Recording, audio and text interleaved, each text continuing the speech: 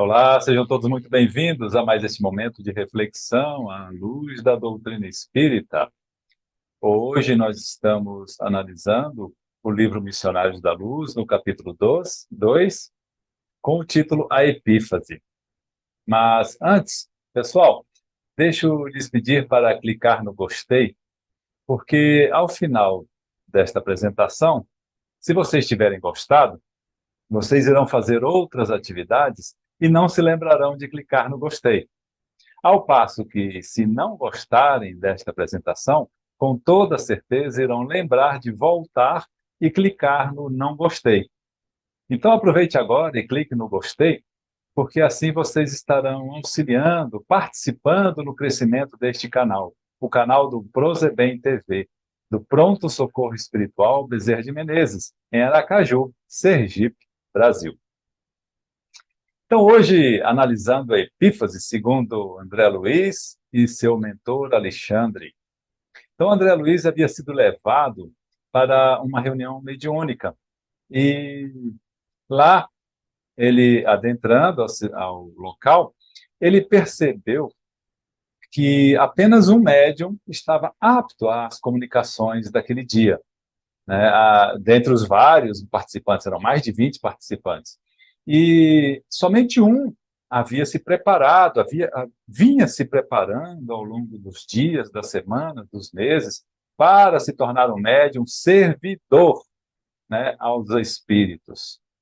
Ele havia preparado o seu corpo físico com alimentação saudável, sadia, havia preparado os seus pensamentos, com, sempre direcionando os pensamentos aos irmãos mais elevados, a ações nobres, né? As suas práticas do dia a dia eram sempre voltadas para o bem ao próximo, ou seja, ele verdadeiramente se dedicou à mediunidade e estava apto a servir como meio de comunicação entre espíritos e encarnados.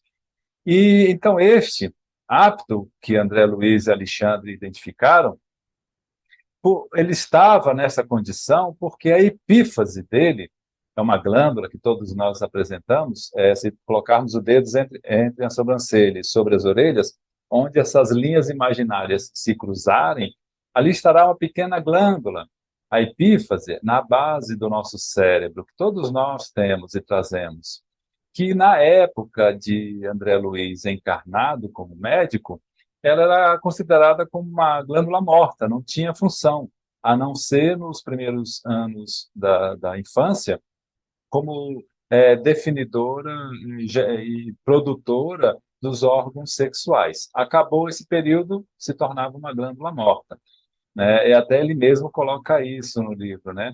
E Alexandre diz, não, não se trata de um órgão morto, segundo as velhas suposições, né?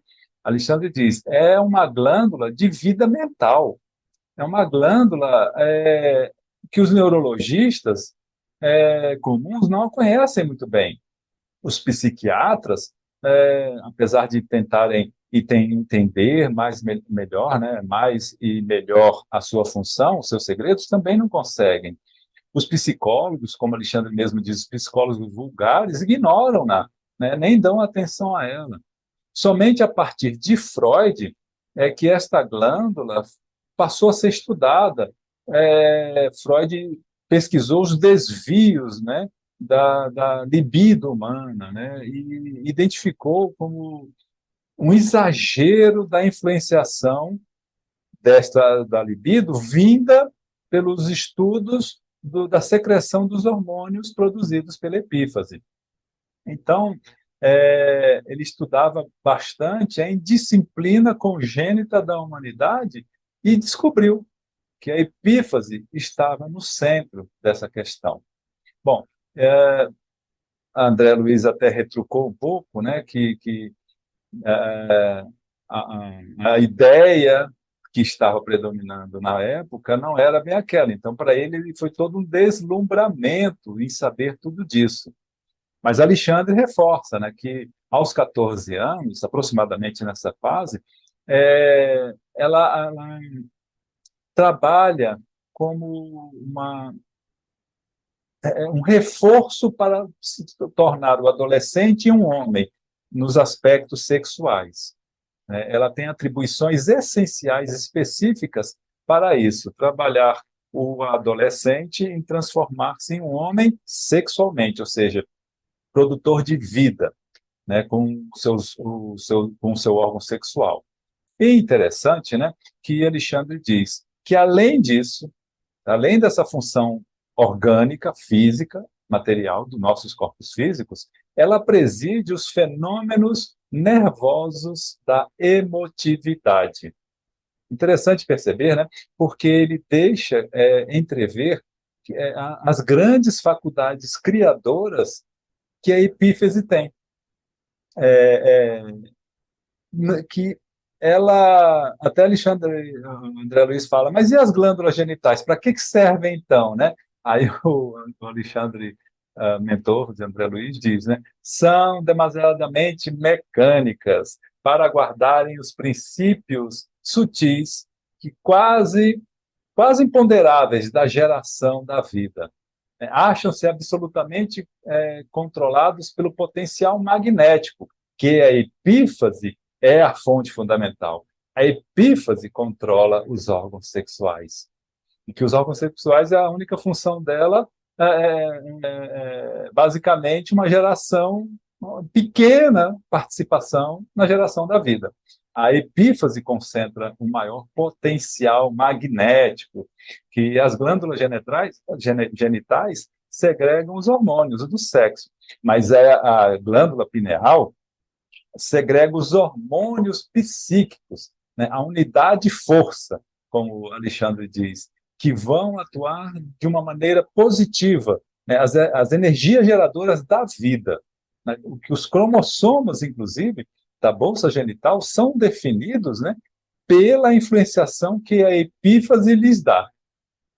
Então, a Alexandre até faz uma comparação, dizendo que a epífase é como uma glândula de vida espiritual do ser humano. E continua, Alexandre, né, dizendo, segregando delicadas energias psíquicas. A glândula pineal conserva ascendência em todo o sistema endócrino do corpo, ligado à mente através de princípios eletromagnéticos do campo vital, que a ciência comum ainda não pôde identificar. Comanda as forças do subconsciente. Comanda as forças do subconsciente. Olha só que interessante isso, hein? Sob a determinação direta da vontade, da nossa vontade. Na nossa vontade, faz com que a epífase, a glândula pineal, trabalhe segregando hormônios para que o que nós pensamos, o que nós sentimos, o que nós idealizamos, a nossa vontade se expresse materialmente nos nossos corpos físicos e ao redor de nós. Interessante isso, né? Que ele continua, as redes nervosas constituem fios fios telegráficos, como ele propõe, que transmitem as ordens da nossa vontade, que fez com que a epífase gerasse a energia, a unidade de força necessária e transmitisse pela rede nervosa a todo o nosso corpo, como fios telegráficos, as ordens imediatas a todos os departamentos celulares, a cada uma de nossas células. Olha a importância da epífase. E olha mais ainda a importância da nossa vontade, dos nossos sentimentos, dos nossos pensamentos, do nosso querer, o que nós queremos para nós. Isso está definindo tudo e Alexandre explica cientificamente como ocorre em nossos corpos através da segregação dos seus hormônios como energias, unidade de força, unidade eletromagnéticas que comanda a cada uma de nossas células. Ele continua, Alexandre, né? Sob sua direção, efetuam-se os suprimentos de energias psíquicas a todos os órgãos autônomos. De modo geral, todos nós somos agora e fomos no pretérito, no passado, nas vidas passadas, viciados no foco sagrado de forças criadoras, viciados, cheios de vícios nesses focos sagrados de força geradora, transformando-o num imã relaxado entre as sensações inferiores de natureza animal. Então, ele diz, em nossas vidas passadas, inclusive na atual, nós estamos muito com a vontade animal preservando aos nossos seres espirituais. Ainda estamos. Né? E continua Alexandre, divorciados da lei do uso, abraçamos os desregramentos emocionais. E daí, ele diz, a nossa multimilenária viciação das energias geradoras, carregadas de compromissos morais com todos aqueles a quem ferimos com os nossos desvarios e irreflexões. Do lastimável menosprezo a esse potencial sagrado que decorre dos nossos dolorosos fenômenos da fisiologia humana. Nós sofremos o que sofremos por causa da nossa vontade, que trabalha a nossa epífase, manda para os nossos corpos o que nós queremos. E a pergunta é, o que realmente, do nosso fundo, do nosso íntimo, nós queremos? Continua Alexandre. A preservação do nosso plano mental consciente, vivendo o presente, o consciente, consciente de estar aqui, vivendo neste momento. As lições do passado sirvam-nos disso, lições, sem mágoas, sem ressentimentos. E o futuro como nosso objetivo. Podemos, a partir de agora, construir esse objetivo melhor, se quisermos, dentro da nossa vontade, do nosso querer, do nosso sentimento. Então, ele diz, em qualquer sentido da evolução, podemos determinar a perversão de nosso psiquismo inconsciente, encarregado da execução dos desejos e ordens mais íntimas na esfera da operação automática. Então, são os nossos desejos, a nossa vontade que vão fazer a epífase trabalhar nas energias que serão distribuídas em nossos corpos físicos. E o campo eletromagnético para que cada célula, os cromossomos de cada célula sejam trabalhados, alterados ou mantidos na finalidade que desejamos. Percebem a ciência da doutrina espírita fazendo-nos entender a força que nós temos da nossa vontade? Continua Alexandre. A vontade desequilibrada desregula o foco de nossas possibilidades criadoras. Daí procede a necessidade de regras morais para quem de fato se interesse pelas aquisições eternas nos domínios do espírito. São providências de teor científico para enriquecimento efetivo da personalidade de cada um. Nunca fugiremos à lei sagrada do Supremo Legislador do Universo. Centros vitais desequilibrados obrigarão a alma à permanência nas situações de desequilíbrio. É fato.